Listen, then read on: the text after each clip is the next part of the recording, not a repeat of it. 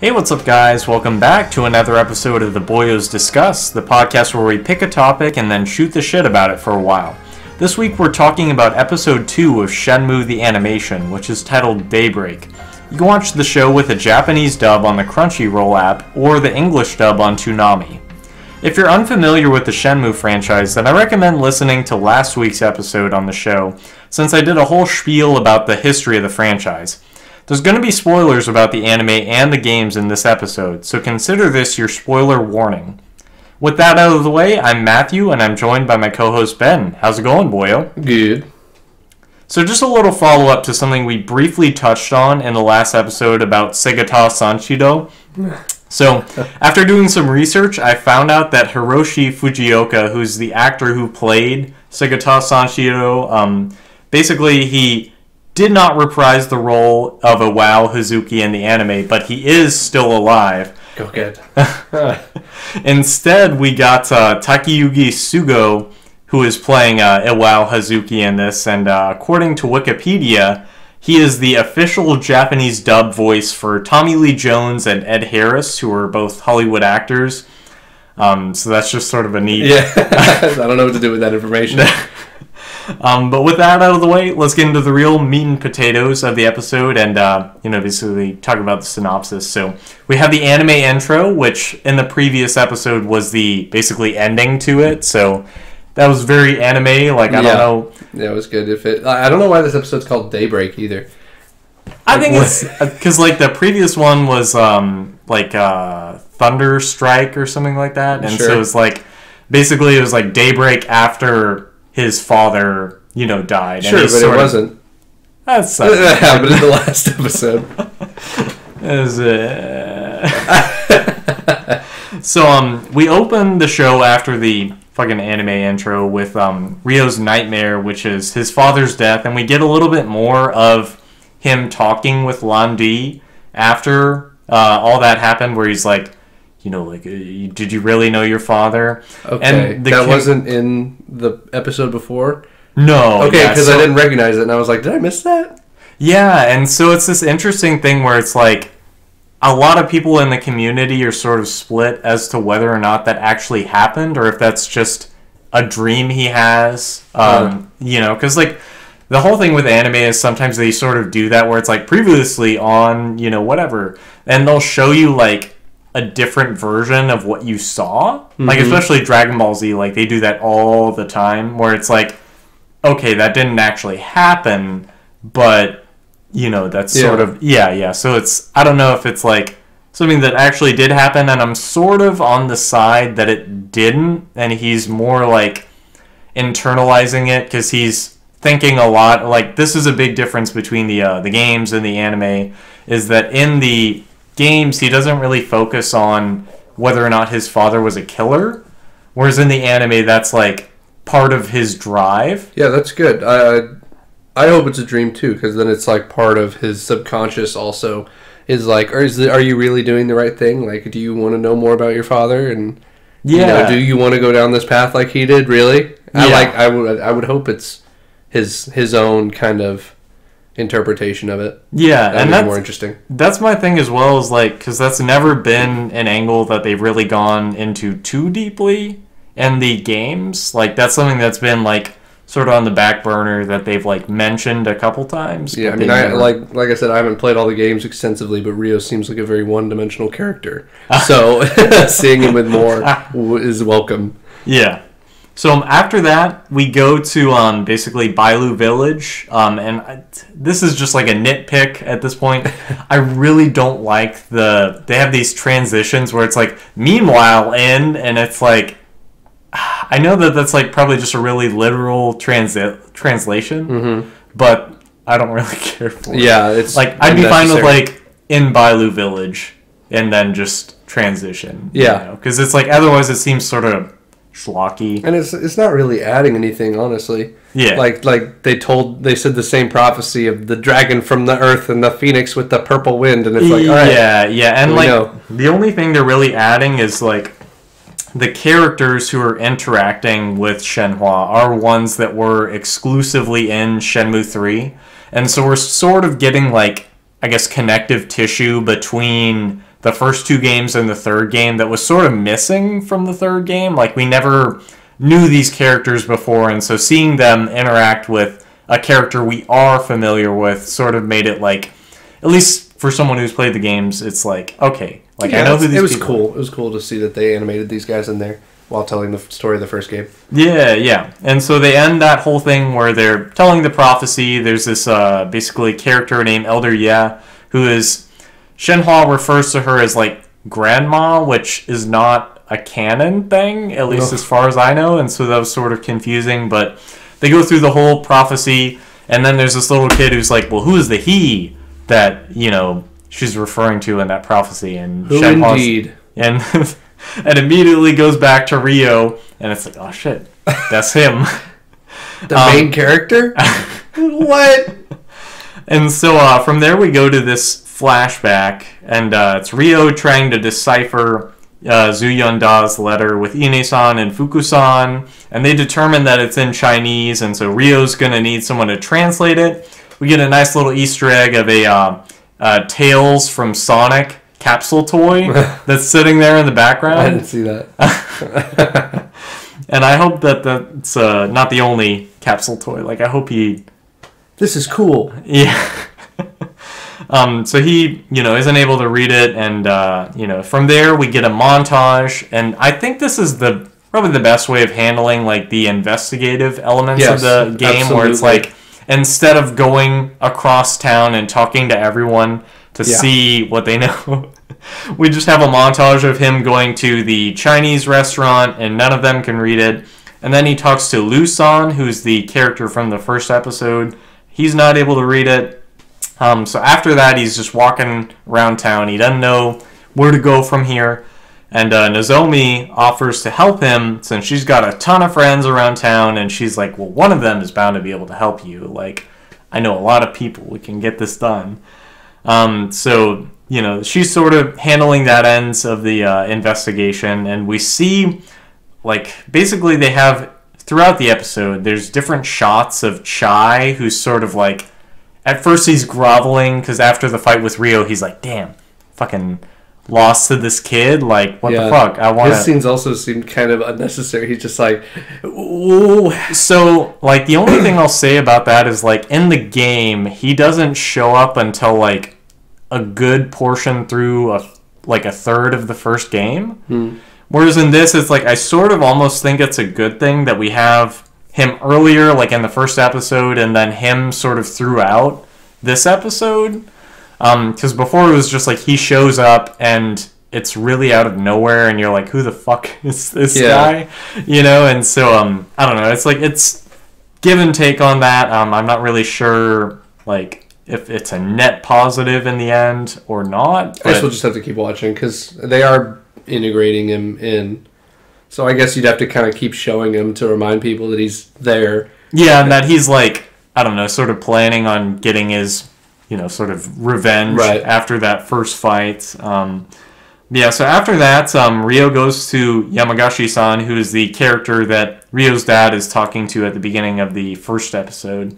And he's a sort of old dude, and they've established that him and Ryo's dad were friends. You know, they sort of exchanged martial arts you know, moves and stuff like that. So he goes to Suzume Park, which is a place in the game, and he's asking him about his father's past, since he knew they were friends. And Yamagashi-san sort of, I don't know, he's pretty standoffish about it. He is just telling Ryo, like, hey, you know, I don't think this is a really good idea. Like, I think you should just leave this to the authorities. And we get this sort of weird thing that wasn't present in the games, where it seems like he knows more about what's going on than he's really letting on. And that was never really something that we got any sort of inkling of in the games. So that was interesting. Like, they even mention, because, like, they never talk about this in the games, but he says one line where he's like, yeah, like, I didn't know your father until he moved to Yokosuka. Yeah. Whereas, like, I always got the impression in the games anyways that the dojo was just, like, part of the city, and it had always been there, like, for a long time. That's what I thought. I didn't know Terry's dad wasn't from... Or, not. Ryo's dad wasn't from Yakutska. That was new. Yeah. So that was interesting. It sort of came out of nowhere, and that'll have speculation for all the Shenmue fans. But after that, since Ryo's sort of at a dead end for translating the letter, he decides to look for sailors who might be involved with the Chinese smuggling, since at the end of the first episode, Lucian at the restaurant was like, hey, like the name Londi, it sounds like someone who's probably involved with the Chinese mafia or something like that. So Ryo decides he's going to go down that sort of path of investigation. And after that, he asks Saijo-san, who's the basically a bartender at one of the local bars that he hangs out at, whether or not any sailors, they don't specifically say sailors hang out there. He says, like, do you know anyone who works for the Chinese cartels? And it's like, that's a weird question to ask. Yeah, right? But just walk into a bar and ask that shit? So he asks that, and Saijo-san is like, yeah, they don't hang out here. They hang out at this other bar, Heartbeats bar, so go over there and talk to them about that. So on his way to Heartbeats, we see him, walking down this alley leading into the bar, and these fucking massive dudes ripped show up, and they're way more ripped than fucking in the game. Shredded. Yeah. They show up, and, there's a whole thing where it's like, in the game, it would have been a QTE, where he's, sort of knocking them out and stuff like that. He fights them, and then he gets into the bar. And once he's in Heartbeats bar, we basically have this whole thing where he starts this bar fight sort of inadvertently, because he's asking about Chinese sailors and stuff like that. He's like, do you know anyone who's involved with that? They're like, fuck off, young bitch. Yeah, they're like, have some milk, schoolboy. Yeah. And he fights them, he kicks their ass, and the bartender is like, if you leave, I'll tell you what you want to know, basically, in exchange for just never coming around here again, because you're really fucking things up, because you messed up my bar. Yeah. So he's like, you got to find this guy, Charlie, who's involved with all of the sort of underworld things that go on in Yokosuka. And so from there, we have this montage of Ryo looking for Charlie. We see a lot of sort of places that we see in the game. Like there's, he talks to just different people around town, and he ends up talking to this tattoo artist, because in the game, it's a really big thing that he's like, that man, Charlie, with a tattoo on his arm. And so he goes, he finds this tattoo parlor, and the tattoo artist is like, nah, I don't know where he is. But he calls Charlie, and he's like, hey, this kid's looking for you. Like, you need to keep an eye out on this this whole turf war that you have going on with the Chens. And so we cut from there to Charlie in the Heartbeats bar. And he's talking with all his goons, and he's like, yeah, we gotta fucking nip this in the bud. Like, this kid's working for the Chens, and he's coming in on our turf. And he sort of gets the two basically goons from earlier, who, like, the fucking shredded goons. He's like, yeah, do you want to fucking help me take out this kid? Because they're sort of talking about, like, yeah, like, that fucking schoolboy beat the shit out of us. Fuck yeah, it's him. kind of weird that they're that adamant about just fucking this kid up. And they're going to show up later. Like, I 100%, like, they show up throughout the first game as characters that you fight. So it's sort of this thing where he is getting them in on this scheme to attack Ryo, and sort of get him out of the way. So from there, we have Charlie and his goons confronting Ryo in town after they threaten this little kid. And that's a bigger thing in the the game itself, because the kid is Chinese, and he sort of, like, talks about, like, yeah, my grandma, like, she is a Chinese teacher, and she might be able to translate this letter for you. Whereas we get that from Yamagashi-san later. So he basically, goes to meet up with Charlie and them, and he kicks their ass in that parking lot, basically, or that construction site, whatever it is. And from there, Charlie runs off, and Ryo sort of is like, damn, he got away. Which is a very common thing throughout Shenmue. Oh, okay. Which is just like... Yeah, he kind of just gave up. Yeah, like, he could have kept looking and running and trying to look down alleyways, see where he went, but he, like, chases him for one stretch of alley and then gets around a corner and he's like, he's gone. There's nothing we can do. from there, though, we find out Nozomi was not able to find anyone who could translate the Chinese letter, and her only lead that we see is this character from the game who works at the Chinese restaurant, who, if you know the game, you, like, whenever you pass a certain soda machine in the game, he's always hanging out by there, and it starts a cutscene that you can't skip, where he's like, I don't have enough money for a soda. And it's every time you pass by, if he's there, he's gonna nag you for a soda. No matter if you pay him or not. Yeah, and so... Oh my god. But, like, what's funny is that in the English translation, like, I'm not sure if they quite do this in the Japanese version. If you choose not to buy him the soda, he's like, I don't have time for this. And he says it in such a, like, passive-aggressive way that you're like, Jesus Christ, like, what did he do? And the guy's like, oh, I'm sorry. That's what he gets for having an unskippable cutscene. We literally don't have time for that. Fuck off. And so that's why a lot of people, when they play the game, there's, like, 2 routes into the main city. There's the one where you have to pass that guy, and the one where you don't. Fuck that guy. And so he's useless. He can't translate the letter, because he's like, yeah, the characters are, like, weird in Chinese, like, he can't read them. So Nozomi is basically useless. And so after that, she's talking with Ryo about going to university. She's sort of like, yeah, like, I'm sure you got an offer to, you know, have a scholarship to whatever university. Like, I should try applying there too. And he's like, wherever you go, I want to go. Please, Ryo. She's fucking... She's ready. She's creaming for Ryo. And he's like, nah. Landy. No time for thoughts, bitch. So from there, you know, he's very disinterested, and he's walking around town some more.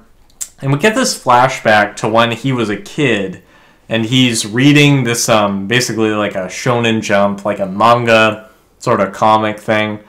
And his dad comes into his room, and he's like, hey, I got this fucking book of all my martial arts teachings. You should be reading this instead. And Ryo's like, no! And he runs off, and he's just a little shit, honestly. So he goes off, and Ryo sort of is like kicking himself for not, you know, better interacting with his dad when he was still around. From there, we cut to Nozomi's room, and we see a photo of her with Ryo and their friends, which is something that I sort of think is like a shortcoming of this anime so far. And granted, we're only 2 episodes in, so it's like I don't know what we're going to see going forward. But at least in the games, I'd even say in the games they don't do a very good job of it unless you like actively seek it out. His other friends, like, you can interact with them and sort of get to know them.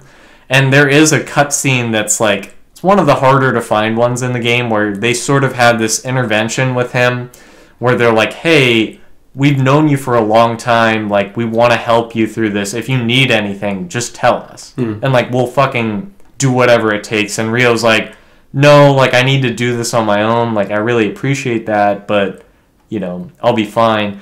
And so I sort of wish throughout this episode and the previous one that we had had something with his other friends, like, sort of introducing them, because they play a part later in the story. And it's sort of like, if you didn't find those cutscenes in the story, you'd be like, well, who are these guys? Why is he interacting with them to advance the plot? You know, and so I sort of think that that's a shortcoming of the anime, that we didn't spend at least some time establishing that he has other friends. Like, even if they were just at the tournament at the beginning, like, cheering them on, that would have been something to sort of be like, yeah, you know, there are these other people that he knows that may be looking to help him later on. So that's, yeah. So from there, her grandmother, Nozomi's grandmother, who she is currently living with, they don't really do a good job of establishing this, because, like, I don't know, like, I think the biggest shortcoming of this is that a lot of the subtext, or I guess, like, other details that you don't really get are, like, things that you would have to interact with characters in the game to find out. So she's living with her grandmother, who runs this flower shop in Yokosuka, and both of her parents live in Canada, and so there's this whole subplot where they're trying to get her to move to Canada with them, and so her grandma is like, hey, your parents have called from Canada, come down and talk to them. And that's the first sort of, like, I guess, inkling we get of that being... Seems really random. Yeah, and, like, without that context, you don't really understand. So it's like, I feel like that's something that they could have maybe established a little better. And, I mean, part of that is, like, with, just 20-minute episodes, it's sort of hard to get everything in there that you would get if you played the games. But from there, we sort of mentioned this. Charlie is teaming up with his goons because he wants to, sort of get Rio. He's hanging out at the bar there. And we cut back to the Hazuki residence, and Yamagashi-san is paying respects to Rio's father. We get a nice scene where he's basically they have this like Buddhist altar there with, I guess, their ashes. I don't know how that works exactly. But he's like ringing this little bell there and saying a little prayer for them.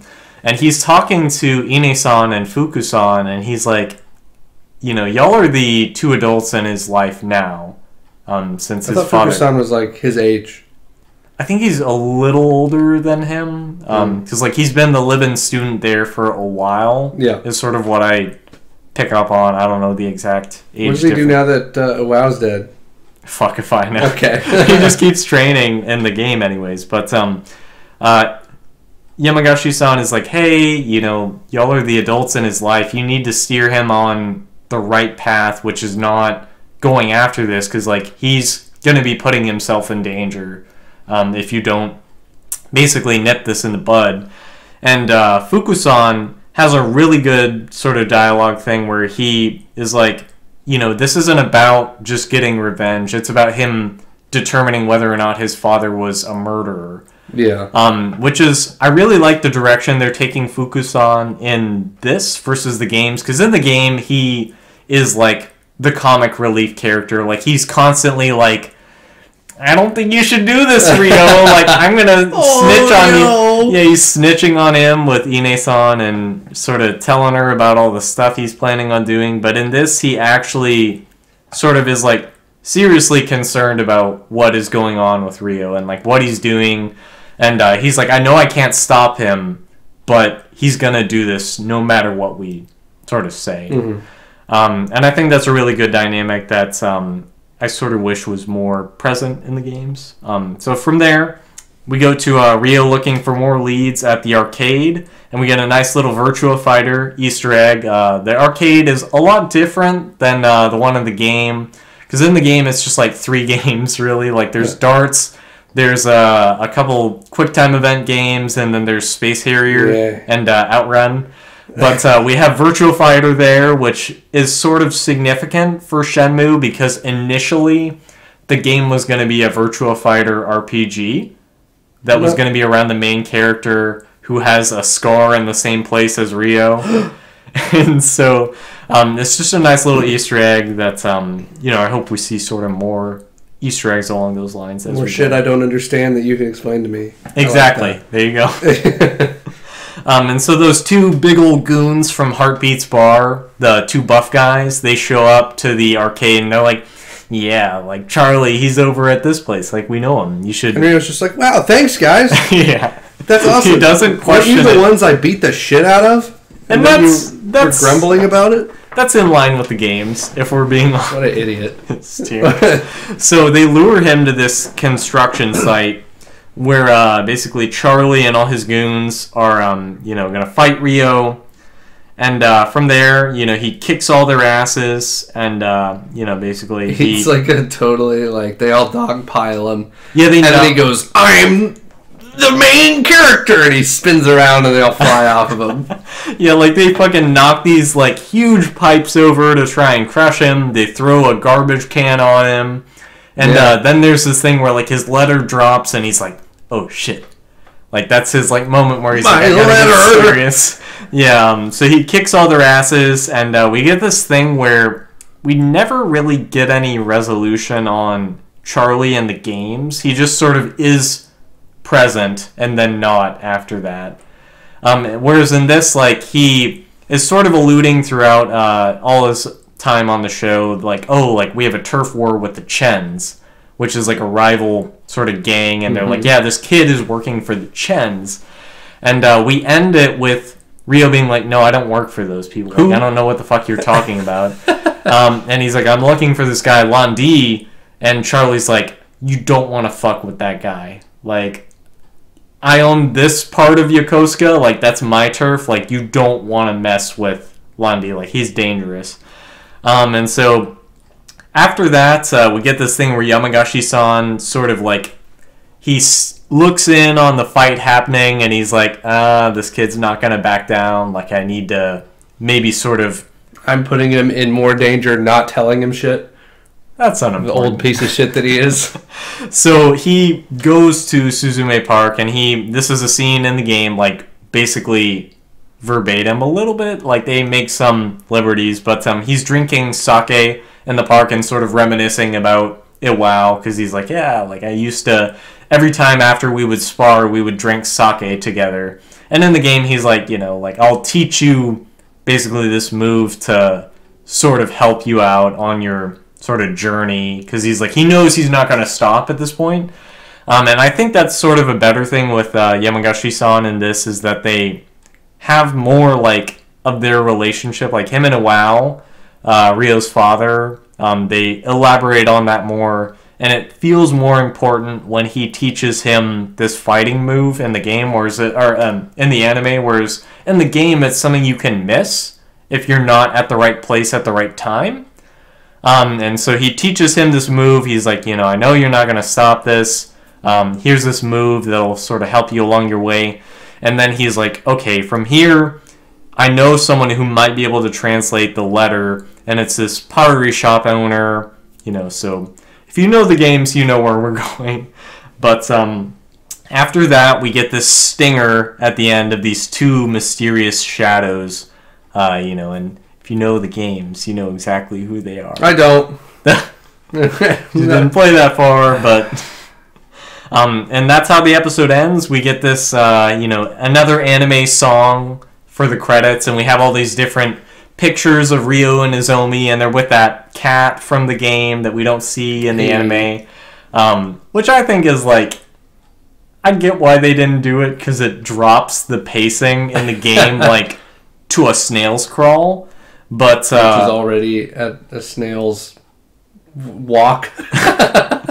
That's unimportant, but so what did you think of the episode overall? I was happy. I could tell a lot more from the show having watched 2 episodes instead of just the first. Like, the first one wasn't as good in my opinion. Like, a lot happened in it that's important to see, but it was also just super rapid. Shit was happening very fast. This one seemed like it really took more time to build characters and motives and just let the story breathe a little bit. Like, I like the pacing of this one a lot. And I appreciate that they are kind of, like, even though the pacing's better and they're taking their time a little bit, it's not, like, drawn out. Yeah. I like that they're still just, like, he went here, got this information, then he went here, got this information. Like, there's no fat on the way he's going about his investigation. Yeah. So, like, that's probably the biggest difference is, like, how rapid it is between him going from point to point. And like you said, I think that's probably a better thing, just given how we're telling the story in this medium.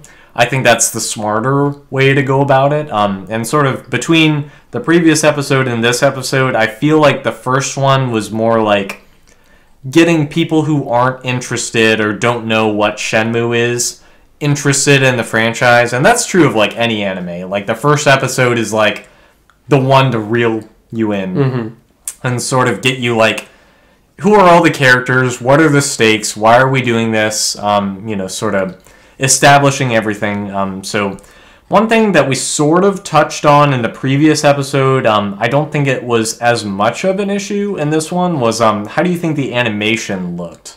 I liked it, especially the fights. The fights looked really fluid, and I liked... I don't know, they were just interesting animations that looked like they came from the game. Like, the way he fights. Yeah. Like, it's very, like, deliberate. Like, there's, like, one motion that he does, like, boom, and then he'll go into another move, boom, and do like a kick or a punch, but it's very like, I don't want to say robotic, like it flows better than that, but it also looks kind of like when you just put button inputs into the character. It looks good. Yeah, and like, I don't know, my biggest thing with the first one was that we had a few shots, like there were sort of few and far between where it's like, if you focused on the background characters, they were like, oh, that person doesn't have a face. And stuff like that, and like, I don't feel like we had enough of that in this episode, or any that I really noticed anyways, where I was like, it took me out of it and sort of like drew my attention, I guess.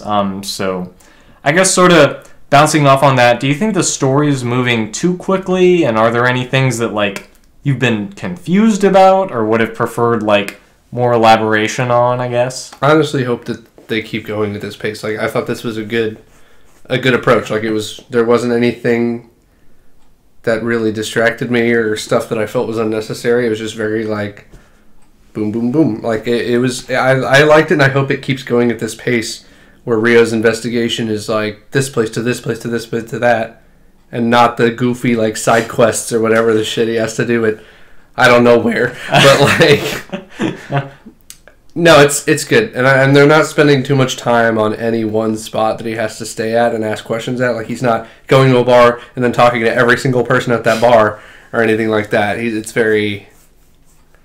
It's good. That's the way you should do this TV show. Like the game, you have as much time as you want. You know, obviously, and that would be the superior way to get depth if you're able to play the game for 16 hours over the 20-minute episodes of the show. But if you want to move the story, then I think they're doing the right thing with this.